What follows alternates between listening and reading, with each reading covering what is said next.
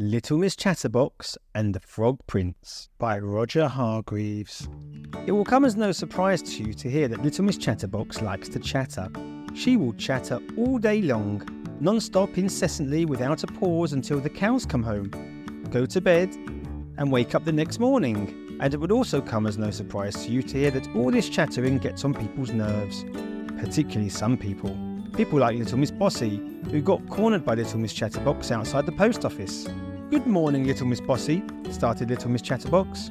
Although good is probably not really the right description with all this rain we've been having, and actually we're getting wet standing around chatting in the rain like this. But it was so nice to see you that I thought I must stop and say good morning, although as I just said, good it's not really. "Oh, do be quiet," cried Little Miss Bossy, and she stomped off down the street. And impatient people like Mr. Rude, who got caught behind Little Miss Chatterbox in the queue at the butcher's. "I must say, Mr. Chop, that this is a wonderful display of meat," she said to the butcher. "It must take you a very long time to prepare it all. What time do you get up in the morning?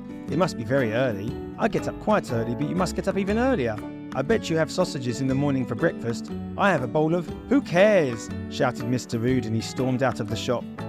Poor Little Miss Chatterbox. It is not very nice to be shouted at just when you think you are enjoying a polite conversation with somebody. Sometimes it makes Little Miss Chatterbox feel very sad, and one of those times she went for a walk in the woods. And as she walked along, talking to herself, she came to a pond where she saw a frog sitting on a lily pad. She sat down for a rest. "Well, Mr. Frog, you have a lovely spot here in the sun. It must be nice being a frog and not having everybody tell you to be quiet," she said to the frog. "Nobody else wants to listen to me, so I might as well talk to you."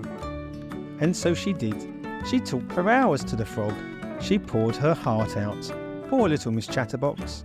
And all the while the frog sat very still on his lily pad, watching her. Finally, Little Miss Chatterbox paused for a breath. "Well, that's a terribly sad tale," said the frog. Said the frog! The frog could speak. Little Miss Chatterbox could not believe her ears. "Well, I never," said Little Miss Chatterbox. "A talking frog."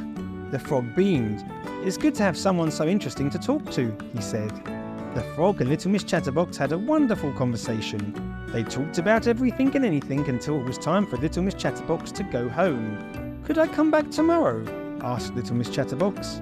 "That would be lovely," replied the frog. And she did go back the next day, and the day after that, and even the day after that. In fact, she went back every day for the next week. Then one day, Little Miss Chatterbox said, "You are such a good listener. I could kiss you." And without saying another word, she did. She kissed the frog. And then something utterly remarkable happened.